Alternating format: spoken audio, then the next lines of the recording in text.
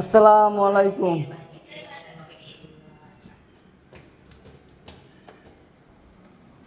এই চাদর, কি অবস্থা মাই? ভালোই আছেন নি? সুস্থ হয়ে গেছে আল্লাহর রহমত। কিছু থাকবো না, থাকবো শুধু আল্লাহর নাম। কি? হ্যাঁ হ্যাঁ, ভালো মানুষ কি মরেনি? ওরে বাবা রে।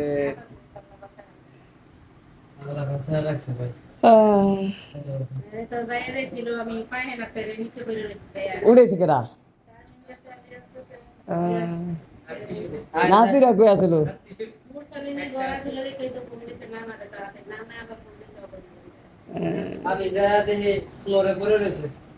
এ ঘটনা ঘটছে কদিন? তাহলে ওই যে আন্নাটা কেমন লাগে যেদিন দেখা হইলো ওদিন? আচ্ছা আচ্ছা।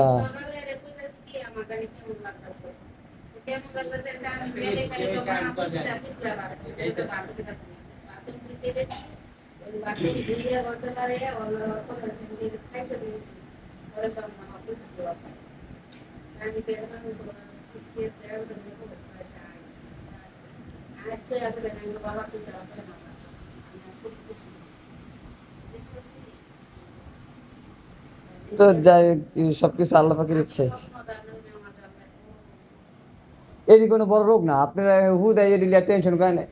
দুনিয়াতে মানে হয়তো আমার কাছে মনে হইতেছে এটি কোনো বড় না, ঠিক আছে, কিন্তু যার কাছে যেটা ওইটা ওর কাছে অনেক বড়। এটা হলো সবচেয়ে বড় কথা, ঠিক আছে। আমি আগে মনে করতাম কি, আমার যে সমস্যাটা মানে থ্যালাসেমিয়া, আমি মনে করতাম যে কি একটা রোগ দিছে আল্লাহ পাক, মানে মাসে মাসে ব্লাড দাও, মানে দিতেই হইব, এটা মাস্ট বি, দিতে হইব। আমি গেল কি রোগ, দুনিয়া তো কত রোগ আছে, এটি দিত কি লিগে এটা দিছে? না হয় শরীর, না হয় চেহারা, না হয় কিছু।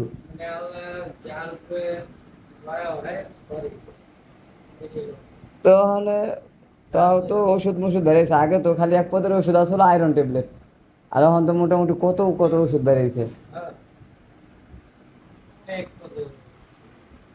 এমনি হাঁটতে কষ্ট হয়নি? মাথা ঘুরায়?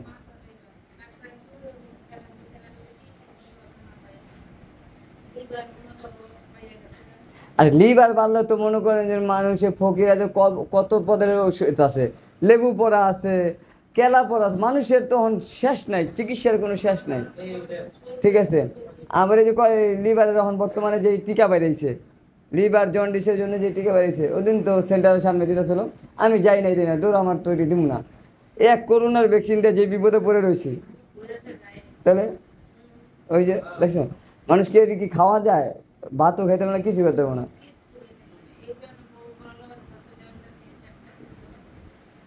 যাক, যতটুকু পারেন অতটুকু খাইবেন, ঠিক আছে, না খাইলে তো শরীর চলবো না, খাইতে হইব। এলা বেশির জায়গায় কম, মানে খামু অত খামু না, সুস্থ, হ্যাঁ সুস্থ থাকলে মানুষ খাইতেই পারবো, সমস্যা নেই। আমি তো রাজারে কই যে, আমি কই তুমি আরো আরো ফার্মের মুরগি খাইবা, উড়া দুরা ফার্ম খাইবা, ঠিক আছে।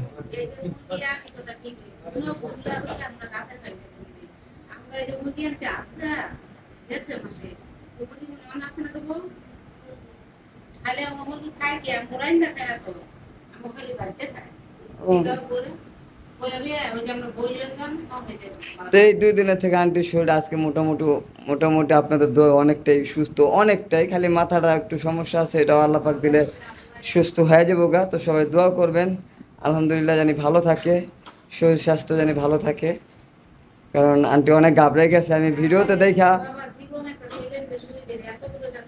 আমি তো আপনার ওই শুই দেওয়ার দেখে আমি কই, কি রে সর্বনাশ, এরকম ভাবে চিৎকার দিতে, মানে আঙ্গুল সারা ফাত ফেল, ঠিক আছে। আর আমার ডাক্তারে যেভাবে গুতায় শুই দিয়া, আরেক দিকে আমার আরেক দিকে তাকান। আমি জীবনে একটা বাবা শুই দেই নাকি, আমি শুই দেখি আমার ওই দেওয়ানোর আগে আমার যখন পেটে দিতেছে, তখন আমার আপন কাপানি পেটে, ওই যে আপনি বড় দিকেন ডাক্তার আমার শুই দেওয়া না গেলে লাল হয়ে গেছে, মানে 6 মিনিট দিলাম না দেই কথা ওরে, আমি আই এই তো ওরে দেরি কথা। ওই ছোটকালে তো আপনার মা আপনাকে মারা নাই, যদি মায়েরা একটু শোলমুড়ি টাইট টুইট বানাইতো, মারছে ওই যে আঙ্গুরে বাইন্দা ধুইতো না, আমি আবার খুলে খাড়াই থাকতাম আমি করে চুপচাপ। এই কারণে খাড়াই থাকি আর সুস্থ মানে আমি খাড়াই যাওয়া করে কইতাম কি শারমিনদার বাবুরে কইতাম ম্যাজিক দেখবি ম্যাজিক, হ্যাঁ সে আমার নিজের হাত দেখতাম, এই দেখ আমার বান খুঁড়ো, কিরে তুই কেমন খুঁড়ছস, ওরকম মার খাইতে হতাম না, মার মার বাপ মার মার খেলে পুরা সুস্থ হয়ে হ্যাঁ টাইট হইতো, এই কারণে বাপ মার মারা নাই তো।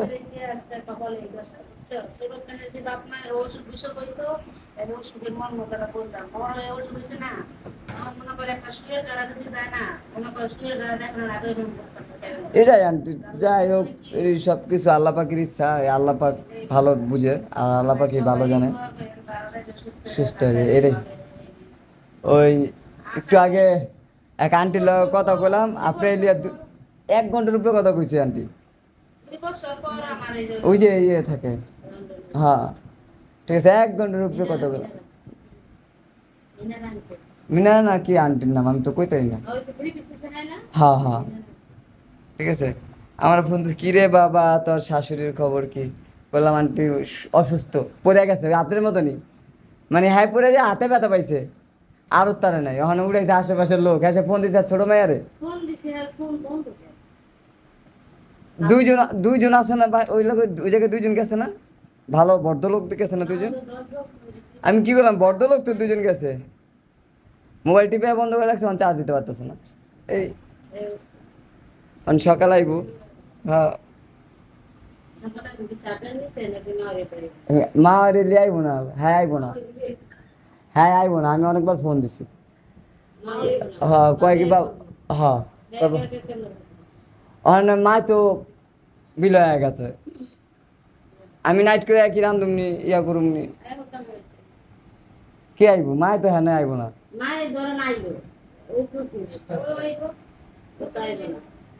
আমার তো দুপুরে আহানোর কথা ছিল না, আমি দুপুরে পানি ভাত খাইছি,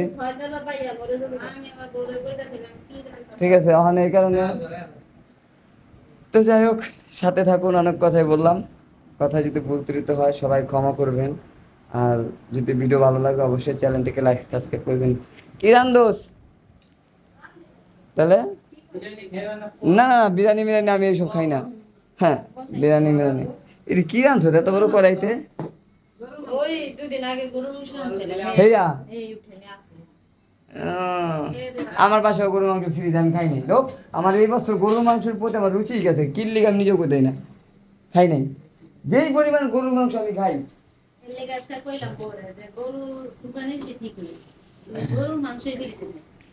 হ্যাঁ হ্যাঁ।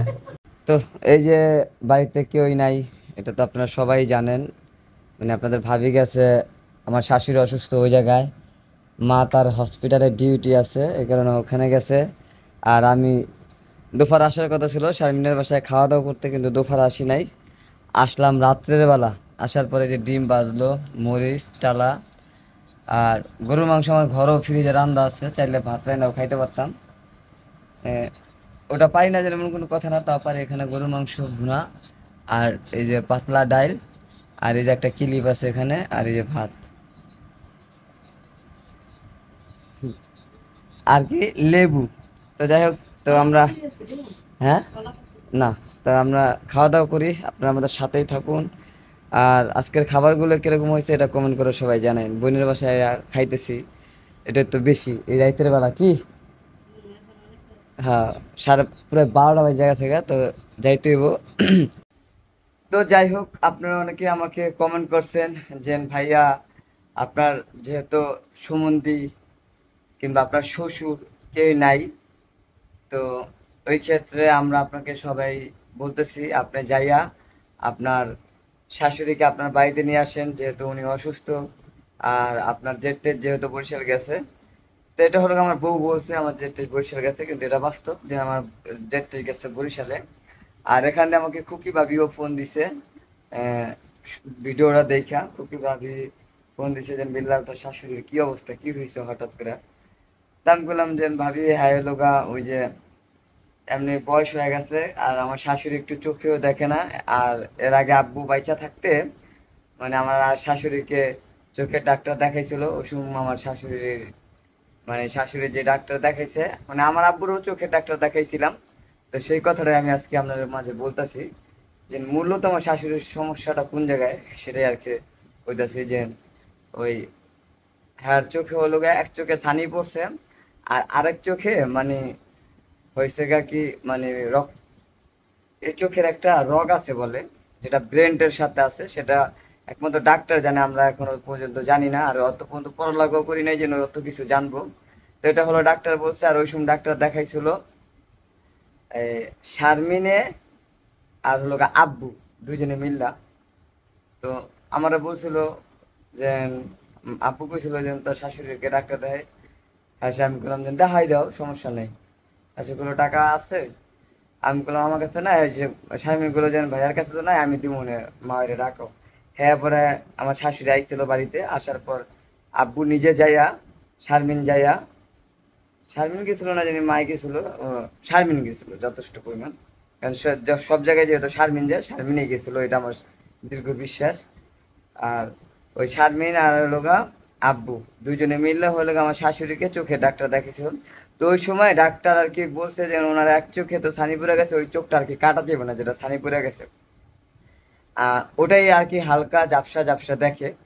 আর এছাড়া আরেকটা যে চোখ আছে মানে বাম সাইডে না জানি ডাইন সাইডের, ওই চোখটা হলো আর কি মানে ব্রেনের সাথে আর চোখের সাথে বলে একটা রগ আছে, যে যেই রগটাতে আর কি পানি চলাচল করে, ঠিক আছে, রক্ত চলাচল করে, ওটা না, পানি, চোখের যে একটা পানি আছে না, ওই পানিটা চলাচল করে, ব্রেনের সাথে একটা রগ আছে। তো ওই রগ হলো গা শুকায় গেছে কেন। তো রগ শুকায় যাওয়া না, ওই চোখ হলো মরে গেছে, মানে এই চোখ মরে গেছে। তো দেখেন মানুষের শরীরের প্রত্যেকটা এটা কি কয় তঙ্গ পতঙ্গ বলে নাকি, তো সবকিছুরই জীবন আছে, চোখেরও একটা জীবন আছে। ওদিনকে আমি বুঝতে পারছি। আমি আমার বাড়ির দারোয়ানরে ফোন দিছিলাম যে আঙ্কেল আমার আসতে একটু লেট হইব, উনি আর কি ফোন দিছিল। তো ফোন দিয়ে বললাম যে আমি আইসা পড়ছি। তো যাই হোক, যেটা বলতে লইছিলাম, তো চোখেরও জীবন আছে। আমি মনে করছি শুধু জীবন আছে নিজে, একটা মানুষের শরীরে একটাই জীবন, যেটা দিয়ে আমরা নিজেরা নিঃশ্বাস, চলাচল, হার্টবিট, মানে এটাই। এখন দেখি চোখেরও একটা জীবন আছে। তো এটা আমি এতদিন জানতাম না। ওই দিনকে আমার শাশুড়িকে ডাক্তার দেখানোর পর আসার পর আব্বু বলছে, ওদিন থেকে আমি জানছি যে না, আসলে চোখেরও জীবন আছে। তো যাই হোক, আমার মূলত আমার শাশুড়ি এই পর্যন্ত, আমার মা কলম অনেক ধরনের ওষুধ খায়, প্রেশারের, ব্যথার, তারপরে হলো গা আপনার মানে আরো বাত, মানে অনেক ধরনের ওষুধই খায়। তো আমার শাশুড়ি এরই হলো গা সবকিছু কি জানেন, সবকিছু আল্লাহ পাকের নিয়ামত, ঠিক আছে। তো আমার শাশুড়ি এই পর্যন্ত, হ্যাঁ আমার শাশুড়ির বয়স আমার মার থেকে বেশি হইব। আমার শাশুড়ি একটা গ্যাস্ট্রিকের ওষুধ খায় না, মিশা কথা বলুন, একটা গ্যাস্ট্রিকের ওষুধ ওনার লাগে না, একটা গ্যাস্ট্রিকের ওষুধ। উনি কতটা সুস্থ। তো এই সুস্থতার মাঝে হলো সব কিছুর নিয়ামত হলো আল্লাহ পাক, যেটা স্বীকার করতে হইব। তো যাই হোক, আমি দোয়া করি সব সময় যে আমার শাশুড়ি সুস্থ থাক। যেহেতু ওনার ছেলে নাই, তারপরে ওনার একটা হাজবেন্ড নাই, ওনাকে দেখার মতন কোনো লোক নাই, আছে চারটা মেয়ে, চারটা মেয়ে চার জায়গায়। আর চার মেয়ের ঘরে দুইটা স্বামী, একজন আমি, আরেকজন আমার ছোট ভাইরা। এই হচ্ছে মূল কাহিনী। তো যেখানে যত কিছু হয় না কেন, সে আমাকেই রাখে। হয়তো মানুষটা দেখতে ছোট কিন্তু জামাই হয়ে গেছে বড়, এই হচ্ছে মেন হিসাব কিতাব। তো আমাকে ঈদের পর থেকে, আমি আজকে আপনাদের মাঝে বলি কিল্লিকা যাই নাই। ঈদের পর থেকে আমার অনেকবার দাওয়াত দিছে, আমি যাই নাই। কারণ কি কারণে জেনে জানেন, আমার শাশুড়ির কোনো ইনকাম নাই। হয়তো বলতে পারেন যে ভাই আপনি তো বাজার সদাই করে নিয়ে যেতেন, আমার শাশুড়ির কোনো ইনকাম নাই। আমি গেলে যথেষ্ট পরিমাণ ওনার সামর্থ্য অনুযায়ী উনি অনেক কিছু করার চেষ্টা করে, অন্ততপক্ষে আমার জন্য। অন্য কার জন্য কি করলো না করলো সেটা আমি জানি না, কিন্তু আমার জন্য অনেক কিছু করার চেষ্টা করে, এমনকি আমার শাশুড়ি জেঠটা দুজনই। আর এই কারণে হলো গিয়ে, হ্যাঁ আমি গেলে একটা খরচ করে, আসলে এই কারণে, এই খরচটার কারণে হলো গিয়ে আমি যাই না। তো আমি যাইতাম, আমি যদি এই জায়গা জুগাটা না কিনতাম, হয়তো আমি একটু আসছিলাম, মানে জায়গা জুগাটা কিনা নিজের কাছে একটু আর্থিক সমস্যার দিক দিয়ে একটু পিছনে পড়ে গেছি। এই কারণে হলো গা যাই নাই। যেহেতু ওইখানে যাই নাই, আমার মা ওইকে দেখতে গেছি, সেটাও আপনারা বলতে পারেন যে নিজের বোনের শাশুড়িকে দেখতে পারলেন কিন্তু নিজের শাশুড়িকে দেখতে পারলেন না। এখন আপনার বোনের শাশুড়ির টাকা আছে দেখে আপনার বোনের শাশুড়িকে দেখতে গেছেন। আসলে টাকা পয়সা কোনো বিষয় না। আমি কি লিগা যাই না সেটা আমি বুঝি, কিন্তু আমার শাশুড়ি আমি অনেকবার বলছি, যে সময় দেখছি আপনারা অনেকেই কমেন্ট করছেন যে ভাইয়া আপনার শাশুড়িকে আনান, আপনার শাশুড়িকে আপনার বাসায় আনেন, আপনার শাশুড়িকে আপনার বাসায় আনেন। এমনকি আমার স্টেট ফোনটা আমার বড় ভাবিও আমাকে ফোন দিয়ে বলছে বিল্লাহ তোর শাশুড়িকে তোর বাসায় নিয়ে আয়, সে এখানে থাকুক, অসুস্থ হলে। এমনকি বড় ভাবি না, শারমিন বলছে, মা বলছে, কিন্তু আমিও আমার শাশুড়িকে বলছি যে আম্মা আপনি এখানে আসেন, কিন্তু আমার শাশুড়ি আসবে না, উনি হলো লজ্জা পায়। কিন্তু আমার দুইটা ঘর দেখেন, আমার শাশুড়ি চাইলে আমার মার সাথে থাকতে পারে, ঠিক আছে, তারপরে উনি আসে না, ওনার মেয়ে জামার বাড়িতে নিজের কাছে লজ্জা লাগে এই কারণে আসে না। এটা প্রত্যেকটা শাশুড়ি তার মেয়ে জামার বাড়িতে যা থাকে না, যেমন আমার মা কলম ওই রাজের বাড়িতে যা থাকে না, থাকে না। হ্যাঁ, এই পর্যন্ত আমার মনে হয় না যেন থাকছে, এই গেছে আধা ঘন্টা বসে 1 ঘন্টা বসে হয়তো আইসা পড়ছে এতটুকু।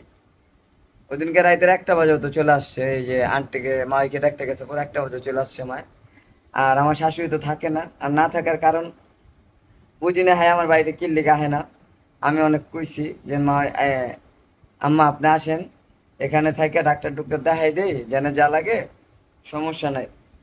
মানে সে আমাকে বলতেছে না তুমি হাত টানাটানি, আমাকে হাত টানাটানি মানে আপনি আইবেন আমি আপনার ডাক্তার দেখাই দাম, আমার হাত টানাটানি থাক আর কি থাক এটা তার আপনার দেখে লাভ নেই, আমি আপনাকে ডাক্তার দেখাই দিন, আপনার কেরা কইছে হাত টানাটানি। ঠিক আছে, আমার বউগুলো মূল যেখানেই যায় মানে হয়তো আমার 10 টাকা থাকলেও ও আমার সাপোর্ট টানবো, না থাকলেও টানবো, এটা আমি, আমার বিশ্বাস আছে। তো বিশ্বাস আছে বিদায় তো আমার শাশুড়ি মনে করে যে হ্যাঁ ওইটাই, কিন্তু শাশুড়ি আহে নাই। আমি আমার জেঠটা শো কইছিলাম, জেঠটা শো আসে নাই, এই এরা আসে নাই হলো আমার উপরে মানে গোসা করে, যেহেতু আমাকে দাওয়াত দিছে আমি যাই নাই। কিন্তু আমি যেন কিল্লি গেছে না সেটা কোনো আমি আপনাদের মাঝে বললাম, আমি যাই নাই মূলত এই একটা কারণে, এছাড়া কোনো কারণ না। 1 কেজি মিষ্টি কয় টাকা আমি চাইলে নিতে পারতাম না, মূলত যাই নাই এই কারণটার জন্য। মিষ্টি আমি এতদিন শুধু মিষ্টির উছিলা দিছি, যেন টাকা নাই মিষ্টি কিনে নিয়ে যেতে পারলাম না, এই কারণে আমি যাই নাই। তো গেছি এই একটা কারণ, যাই নাই এই একটা করে নেই যে সে কি থুয়া কি করবে, মানে অনেক কিছু করে ফেলা, আমি গেলে এই কারণে হলো যাই না, খরচ করে ফেলা বেশি। ওই গরু গোছ আনবে, নয়তো মুরগি রানবো, মানে গরুও রানবো মুরগিও রানবো। আবার জান আমার ইলিশ মাছ পছন্দ, ওই ইলিশ মাছও আইনা ভাইজার দিব, ভর্তা করবো 2-1 পদের, মানে এটা হয়েছে গায়ে স্বভাব হয়ে গেছে গে। আর ছোট জনের লেগে কি করে না করে সেটা আমি বলতে পারি না। আমি ছোট যেন যে সময় আমার ছোট ভাইরা যে সময় আসে ওই সময় আমি যাই না, আবার আমি আসলে ও যায় না, মানে হ্যাঁ ওরকম করে দুইজনে 2 রকম ভাবে দাওয়াত দেয়। আমার বিয়ের পর আমি 2বার না জানি, বিয়ের বয়স হয়েছে 10 বছর, আর আমার শালের বিয়ের বয়স হয়ে গেছে প্রায় 4-5 বছর হয়ে গেছে গা, বেশি হইব। হ্যাঁ বেশি হইব। তো এই 4-5 বছরের ভিতরে 7 বছর হয়ে গেছে, শালের বিয়ে হয়েছে 7-8 বছর হয়ে গেছে, আর আমার বিয়ে হয়েছে 10 বছর। এর ভিতরে আমি আমার ভাইরার সাথে 2বার আমার শ্বশুর বাড়িতে মানে দেখা হয়েছে, 2বার, মানে ও গেছে আমিও গেছি, এরকম 2বার হয়েছে। আল্লাহ বুঝেন কতটা ডিস্টেন্স। তো যাই হোক এই কারণে হলো আমার শাশুড়ি আসে না, আর আমি এই কারণে যাই নাই। তো যদিও আমার কথা কোনো জায়গায় ভুল ত্রুটি হয় অবশ্যই ক্ষমা দৃষ্টিতে দেখবেন। আর শাশুড়িকে আমি অনেক রিকোয়েস্ট করছি আসার জন্য, সে আসে নাই। আর কেন আসে নাই সেটা আমি এখনো বলতে পারলাম না, কিন্তু আমি জানি সে লজ্জা পায় দেখে আসে নাই, এটা হলো আমার দীর্ঘ বিশ্বাস, মানে এটার কারণে সে আসে নাই। আচ্ছা যাই হোক, ওটা তার ব্যাপার, আসুক না আসুক আমার বলার দরকার, জামাই হিসাবে আমি বলছি, আমার মাও বলছে, আমার বোনও বলছে, তো অনেক কথাই বলে ফেলাইছি। যদিও আমার কথায় ভুল ত্রুটি হয় অবশ্যই ক্ষমা দৃষ্টি দেখবেন, পাশে থাকা বেল আইকনটি বাজিয়ে দিবেন। আর আজকের মতন বিদায় নিচ্ছি, সবাই ভালো থাকবেন, সুস্থ থাকবেন, আল্লাহ হাফেজ।